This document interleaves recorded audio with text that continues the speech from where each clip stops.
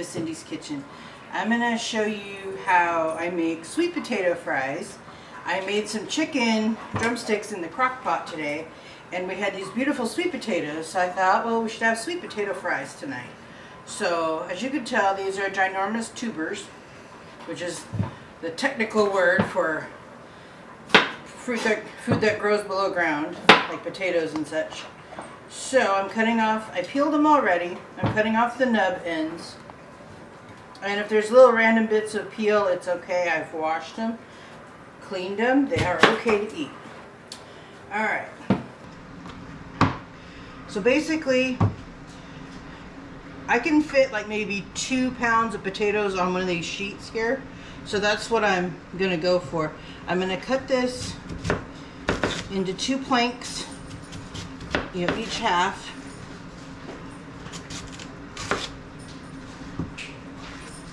Alright. This one's a little on the thick side, so I'm going to cut that again. And before I embarked on this endeavor, I was going to say, where in the world did you get some big sweet potatoes? How they were given to us. Before I embarked on this endeavor, I sharpened my knife, because you're less likely to get hurt with a sharp knife than with a dull one. Which seems counterintuitive, but you're less likely to struggle with your knife if it's properly sharpened. And these tend to be a little on the hefty side, these sweet potatoes. So that's the size piece you're looking for. Try to get them similar sizes so they'll have similar cooking times. Now, that's the ideal, which may not actually happen. So as you can tell, this little puppy's a little on the thick side. So I'm just going to slice it again. The only reason you want uniform pieces is because they will cook at similar rates in the oven.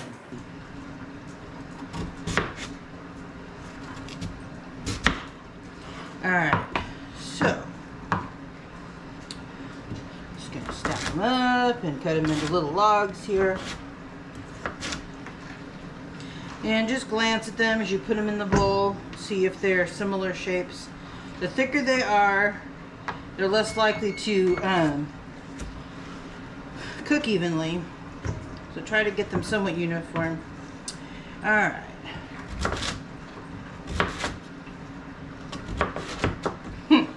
Dahlia is standing behind the camera watching.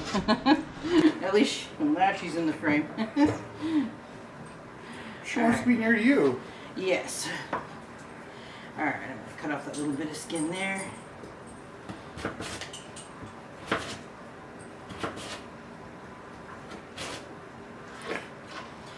So, this is one of the sweet potatoes. Wow.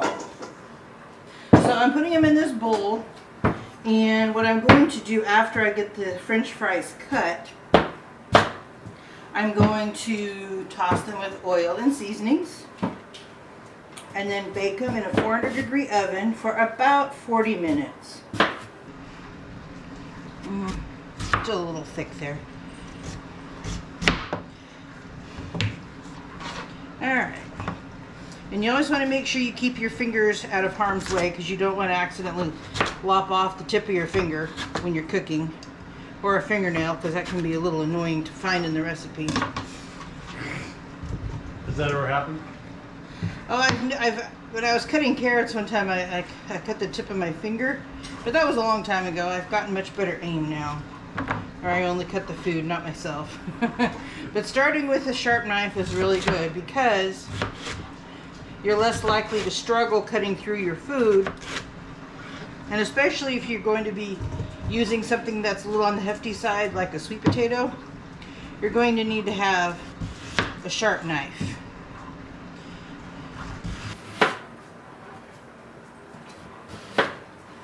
And of all the knives I've had, these knives that I got from Costco back when they were selling kitchen equipment, gosh, it's been probably at least 6 or 8 years. It's been a while. This set has been the most practical. I've had expensive knives. I've had inexpensive knives. This set, I recall, was on sale for like $11 or $12. It has served me so well that I don't even use my other knives. This is a Tremontina. Not really a plug for them, but you don't have to spend a fortune to get quality kitchen equipment.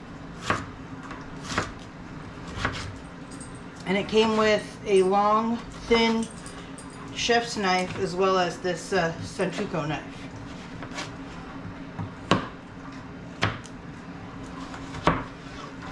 Alright. So got all those in there. And my next step, this actually is this bowl holds, it's marked up to 6 liters. This is actually at the 3 liters mark. We have a 3 liters of potatoes here. So that's a ginormous amount of potatoes just from 2. So that translates to 12 cups.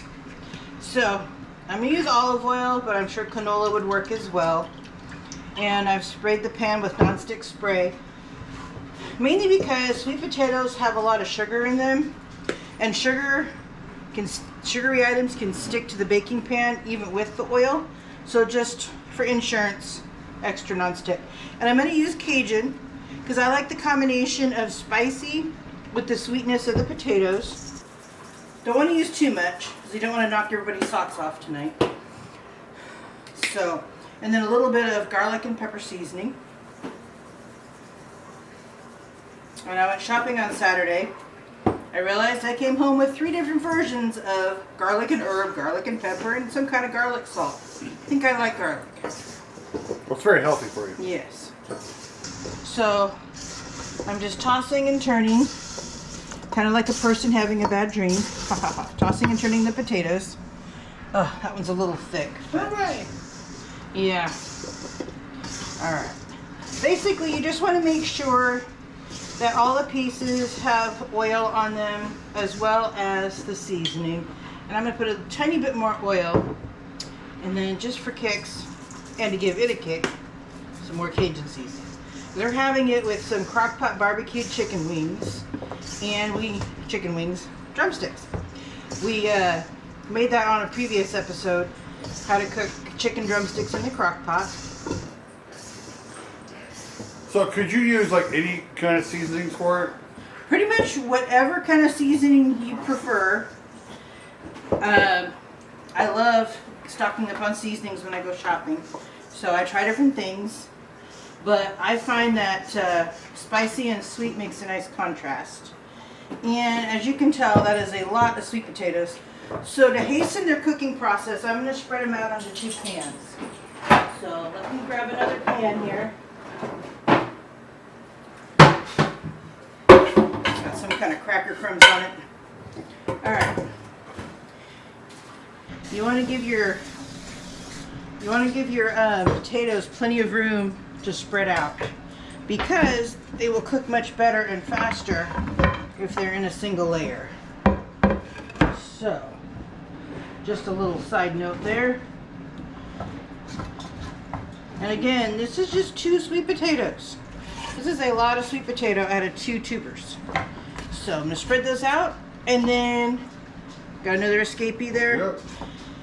So I've preheated the oven to 400 degrees, and it's going to have to cook probably about 45 minutes, but I will let you know for certain how long it needed once we come back. So don't forget to like and subscribe and share to your friends and give us your feedback, and we'll be back with you soon. Alright, and our sweet potatoes are ready to come out of the oven.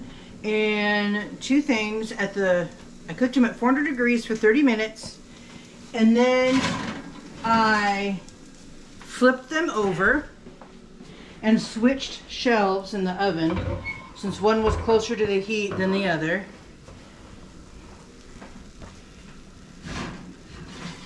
And then I turned the oven temperature up to 450 degrees for an additional 15 minutes to help them get crispy. So we're going to let these cool off for a few, and then we'll come back for a taste test. So make sure you like and subscribe and share to your friends, and we'll be back soon. Alright, so now we're going to do the taste test of our yummy sweet potato fries, along with our crock-pot barbecue chicken legs and some broccoli. Oh wow, this is just, I mean, I put my fork right through it. Really soft. Those are good. Very tasty. I like the Cajun seasoning. Oh, got a nice kick to it. Nice, spicy and sweet. Try The smoke. the chicken. Yeah. This is really good. Just falling right off the bone. So, anyway, I'm going to hand the camera back. There. All right, well, thank you again for joining us on this episode of What Are We Having for Dinner Tonight? The sweet potato fry episode. We look forward to seeing you again soon. Thank you for watching Miss Cindy's Kitchen. To get more recipes like this one, subscribe to the channel and hit the bell for notifications when new videos are uploaded. Share it out to your friends, family, and neighbors, and leave us a comment to let us know how this recipe worked for you. And don't forget to hit that like button. Again, thank you for watching Miss Cindy's Kitchen.